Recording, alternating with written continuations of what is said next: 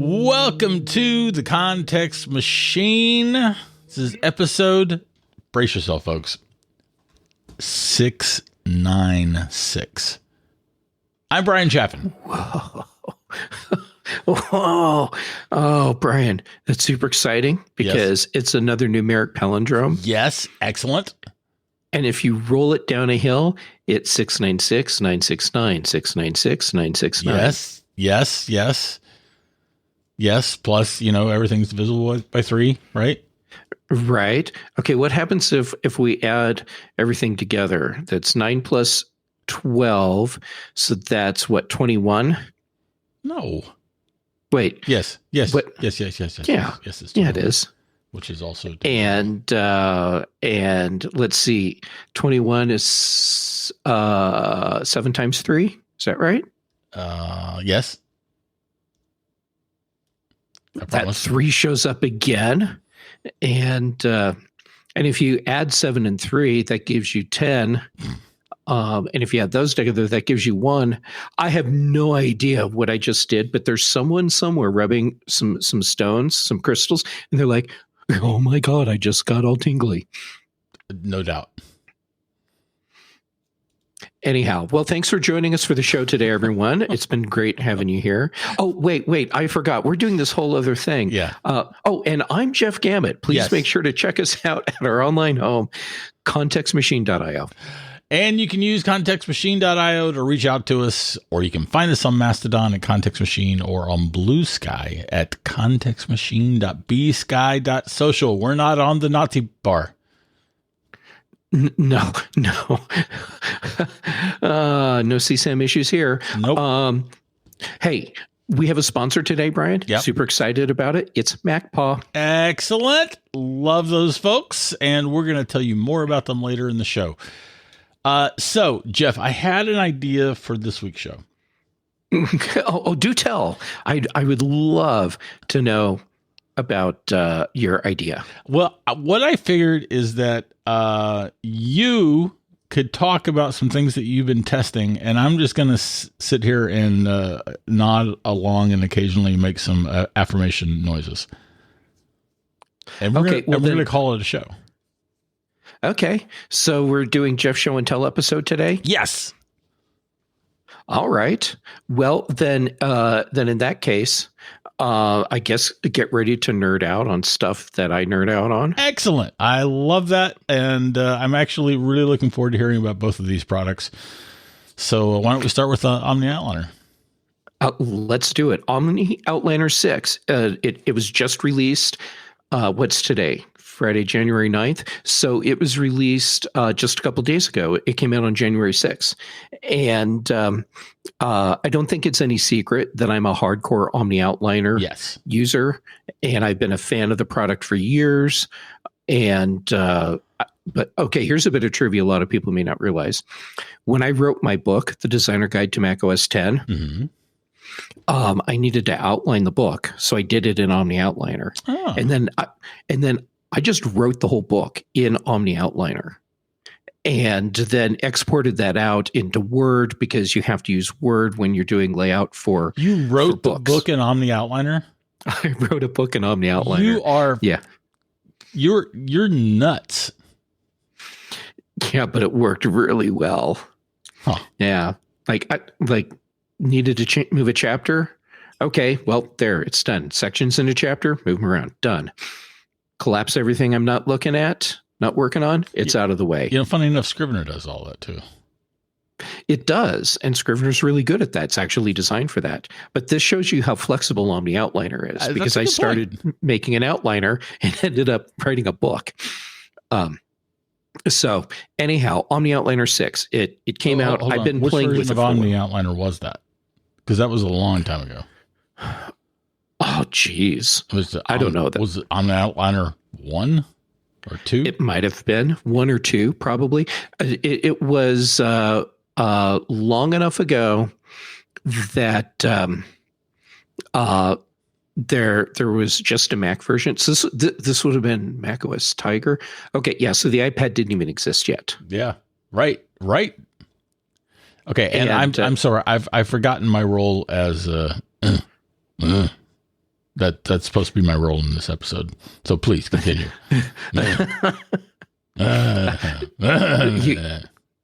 You're doing great. Maybe you could make an outline with everything that you're supposed to do in the episode. Maybe.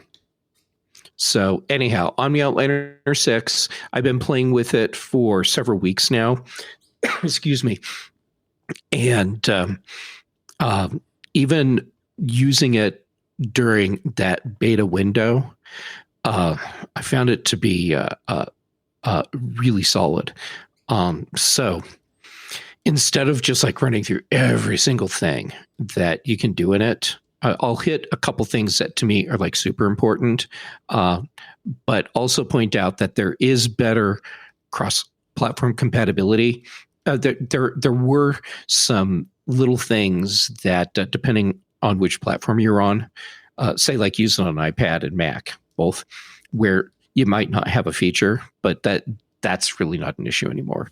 And they did update the interface so it has full support for Apple's liquid glass stuff, and made a bunch of new templates. And anyhow, so all the stuff you would expect, they did all that. But there's two things that they did that when they started showing me features before I was playing with it, I'm glad I was sitting down, because like, holy crap, this changes everything. And the first one is a brand new feature, first product that well, actually, no, this is the second product it's in, I believe. I can't remember this. Omni Links, that's the feature, and I can't remember now if this is the first step it's in. I'm pretty sure it is. Anyhow, the point is, when you were attaching stuff to your outlines, whatever the other content was, images, documents, all that stuff, if you moved all of that to a different computer, just everything would break, meaning you'd have to go and relink every single freaking thing for it to work right. And I mean, the fact that you could do that, okay, great. So you could move your stuff around, but there was a lot of extra work involved. Now with OmniLinks, they've added in this thing where it intelligently manages all of those attachment links. Oh, nice. Yeah. So let's say you and I have an outline we're working on, and I send you everything, because let's be honest, that's what we would do, right? And so you open the OmniOutliner file, and everyone, I want to point out that I do love Bryan dearly. He is a wonderful friend. Sure. Let's go with that. We'll roll with that. But I send you everything, and you open up the outline. Now, instead of every link just being broken, it's going to come up and give you a dialog and say, hey, where are the files? And so you go and tell it, here's the directory where the files are. And then it just rebuilds everything, and it's done. Cool. That's not something that would happen all the time, but it's super useful for when you need it. For a lot of people, this is not something that will happen all the time. For other people, this is going to be super critical, and like a thing that they will use all the time, especially if you're like in a collaborative environment where you have different people working on different parts of a project, but you're using OmniOutliner for keeping track of different elements that you're working on. And so for example, throw all these documents in a GitHub repository, and OmniOutliner can just link out to it, and it's smart enough to know what to do with all the links. Cool. Yeah. So that's one big feature, and the other big feature that I got super excited about is they've added on-device support for Apple's foundation model for automation. So what that means is that OmniOutliner now has on-device support for Apple Intelligence. and so you can hook that into scripts and plugins. So an example would be, let's say that that we're working on an outline for a presentation where we're talking about, I don't know, podcasting, and we need a bunch of data about podcasting, like how many shows are there in 2025? How many people in different countries are listening to shows? And what's the most popular podcast consumption app? Oh, spoiler! Actually, it's YouTube right now. But you need all that stuff, so you can write a script that's it's a query for Apple Intelligence, and let it go and sift through all the data that's out there, collate it, and then create an outline for you with all that information. Just dump it right into an OmniOutliner file, either brand new, or if you have a document already, you can have it throw that into the document. So the things that you can do with automation now in OmniOutliner is just over the top crazy. Like the limitations that you have, it's based only on what you can think of doing with that automation. So now with both those features in place, you can now have a tight integration between OmniOutliner and OmniFocus. So for the people that are like really into task management associated with a project, you can have OmniOutliner and OmniFocus basically talking to each other all the time and updating information based on whatever it is you're working on. The stuff that I was watching them do was just crazy. So you remember Sal Soghoian, the father of AppleScript? Yeah, of course. So he's working with Omni Group now, and he's in charge of their automation stuff. And so that he's been doing this for a while, but most people wouldn't know because it's not one of those things that people besides like me or like David Sparks would really be paying attention to. So when they were showing me all this stuff, Sal was there, and he starts just making these scripts that are doing just the craziest stuff. And I'm just watching him like, okay, well, how about if we do whatever? And now we'll have it make an outline, and let's have it get this other stuff. But I mean, it was just amazing. And I feel like I'm not doing justice to what you can really do with these automation features. Because seriously, it's like your imagination is the only limit. So, but imagine having all this automation stuff happening and Omni links together, and so you can throw Omni links into what you're scripting for your automation, and you can have like documents that are being dynamically created and linked back to outlines.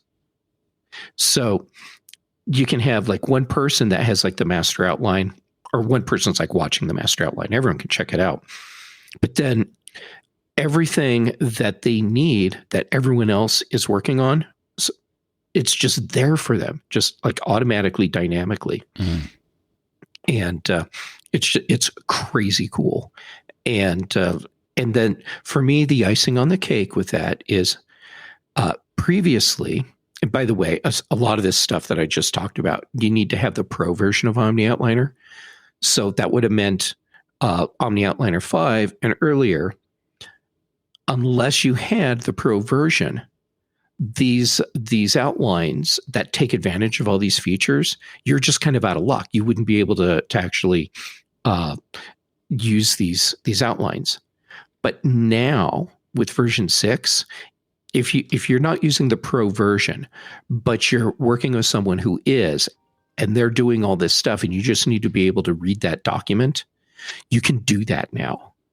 And to me, that's a huge thing, because otherwise, you had this disconnect, and it was a problem for a lot of users where the people that needed access to that document but didn't need all the pro features, they couldn't get at the documents. And so they fixed that. I thought that was super cool. That's good. That is good. So there you go. Those were the two big features I really wanted to hit with this.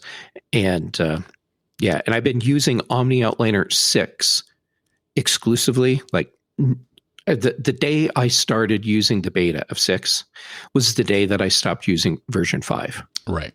And I haven't looked back. And so now the official release is out, and it's fracking awesome. Awesome.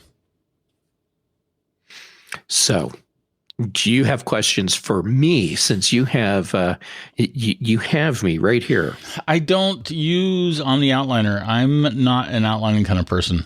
I was sitting back and listening to everything you're saying and going, "Oh, that must be nice for people who do things." Yeah, but you've done a lot with Scrivener. Yes. Yeah, I've done a lot with Scrivener. And that is like an outlining tool in some ways. The big thing is you find the tool that works best for what you need to do and fits best with just who you are. That's what. And then that's the one you roll with. That's what I like about you, Jeff. You find a way to make it all about me being awesome. Woo, yay me! It's, when we first started working together at Mac Observer all those years ago, you and I, we were doing stuff together, and then Dave Hamilton, he'd be talking to me and we'd be working on stuff. And, there's that point where Dave, just as we were doing something, he's like, "Oh, by the way, don't forget to make everything about Bryan. Your life will just be a lot easier." He did not. I'm like, say "Oh, that. thanks for the advice." No, he didn't. He would never say something like that. You might think it. But it made for a great story, didn't it? Yeah, it did. I was believing it. Yeah, all the way up until you hit the point where you're like, "No." Well, I was. No way he would say that. It was half disbelief and half horror that you could actually be telling a true story. Yeah. And to be fair, even if it had happened, how could I possibly be so horrible as to tell you that? That's fair. All right. Well, now why don't you tell us about MacPaw? Sure. As long as we're doing show and tell and you're just kind of sitting back, why not? Yeah. Okay. So here's the deal. MacPaw is our sponsor today with their Clean My Mac product. And they have a ton of features in Clean My Mac that just make sure your Mac life easier. The one that I want to talk about right now, though, is their cookie management, because it's one of those things that I think a lot of people might have overlooked when they're looking at all of the other optimization things that Clean My Mac can do. So you need to manage different cookies for different websites. You might end up with a bunch of cookies that you really don't want anymore. But instead of just doing like a whole nuke and pave, what you really want to do is strategically remove the cookies that you don't want. Okay, let Clean My Mac do that for you. And it makes it easy. And your web browser is probably going to perform better because of this. And it's just another example of the great tools that we have in Clean My Mac. So here's the deal. I want everyone to go out there and get their Mac tidy today. So you can try 7 days free of Clean My Mac and use our special code, Context Machine, which is all uppercase letters, and you're going to get 20% off your order, your purchase price. And all you have to do is go to their website, and it's clnmy.com. So like Clean My, but without the usual vowels in it. clnmy.com/context machine, and do Context Machine all uppercase letters. And then you can take advantage of that offer. And thank you Clean My Mac for being our sponsor today. Yes, we very much appreciate it. Okay, so Yes. Jeff, can you tell us about this new audio DAC you got? Oh, I can. And this one you may actually be more interested in because audio. So I don't think it's any secret because we talk about this stuff all the time that that I'm really into my audio stuff as well. And I've been using DACs for quite a while. And so the DAC that I've been playing with for several weeks now, because I really wanted to put it through its paces, it's AudioEngine's new HXL. And this is a teeny tiny little portable DAC. You remember I guess it would have been the last iPod Shuffle, and how it was just like this ridiculously stupid little thing size-wise, where the size was actually determined based on the fact that that's the size the clip for it had to be. Yeah. That's what you're looking at here. Just super tiny little thing. And it's powered from your device. So you don't have to worry about making sure it's charged up ahead of time. You can just plug it into your iPhone and go. And this is something you use with wired headphones. And that's important because if you want the best audio quality, you're not going wireless because you don't want the compression that comes along with wireless headphones. Right. So this has a 3.5 millimeter jack and a 4.4 millimeter balanced jack. And for everyone that doesn't know what a balanced jack means, it means it handles the higher power requirements of certain headphones, and then can balance that power correctly, so you get the best listening experience possible. For the people that have balanced headphones, that's an important thing to know. For everyone else, hey, you got your 3.5 millimeter jack, so you're good to go. So it's a 32-bit DAC, and it will dynamically adjust its output based on the recording that it's playing. So the file, like if it's a 48 kilohertz file, then it'll play it back at that. If it's 96, it does that. It goes up to 384 kilohertz, and this thing, it's really nice, Brian. I was really surprised.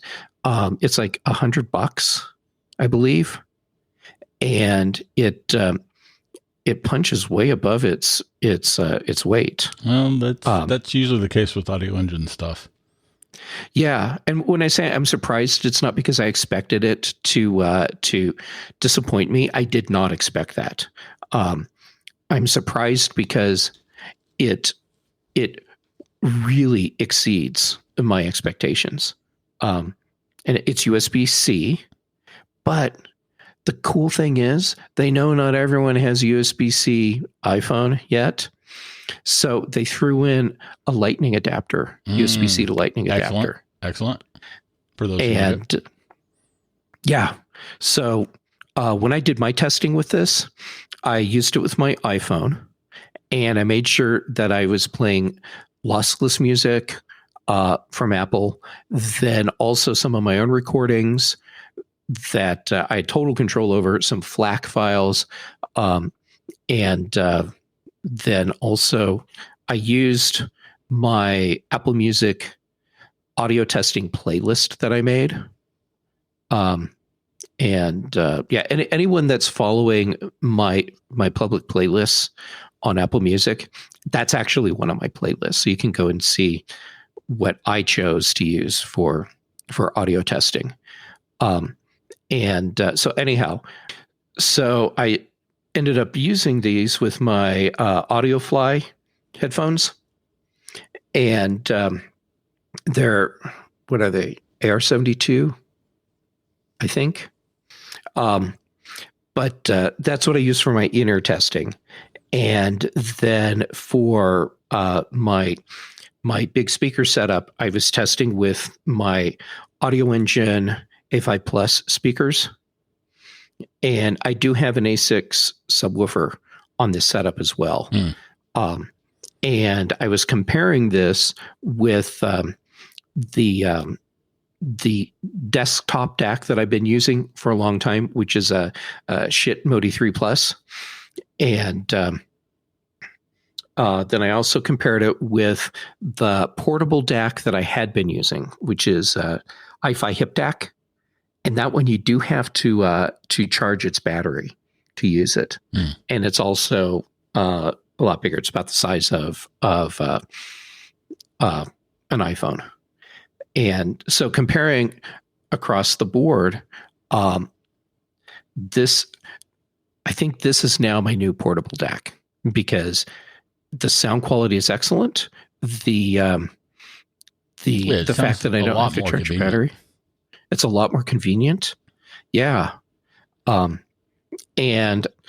now, of course, the Hip DAC, it supports the 4.5 millimeter headphone jack as well.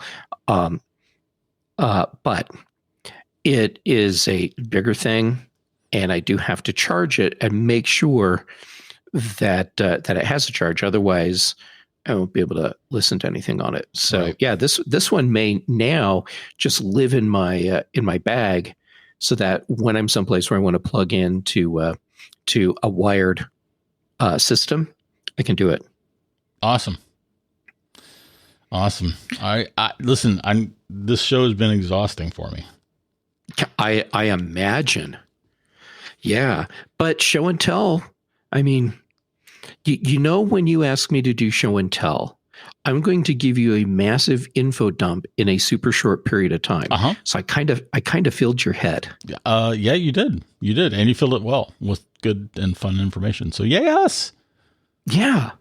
There you go. So now you know OmniOutliner Pro 6 is out, and if you're out hunting for a really solid, affordable portable DAC, the AudioEngine HXL is a great choice. Awesome. All right. Well, on that note, I'm going to say that is this week's Context Machine. If you have anything to comment on, I can't even get what I'm doing right. If you have anything to comment on, add or question, write us at contextmachinepodcast@gmail.com. Our bandwidth is provided by CacheFly. The bass is by Dr. Boom, recorded just for this show. And I believe you're on your way to pick up Dave Ginsburg. I am. Dave Ginsburg is flying in from Chicago here to Denver to hang out for the weekend. We're doing like local friends, except Dave's coming in. So did you nationwide friends? Did I what? Ask Barry. I'm going to put you on the spot here, right in front of him. Oh, I totally asked Barry, but the timing for him did not work out. Bummer. But that's okay. It means that Barry and I have something to look forward to the next time we see each other, because we'll get to hang out. Also, I think Barry is like seriously thinking about coming out for the next Denver Pen show and going to that with me. Awesome. I wish I could do that too. Well, regardless though, awesome. Have fun with Dave. Oh, I will. I'm so excited he's coming in town, and also excited that Clean My Mac from MacPaw has been our sponsor this week. Yes, we appreciate that. We appreciate MacPaw a lot. And on that note, literally that note, right? Did you see what I did there? I see just what you did there. See, you're on top of it.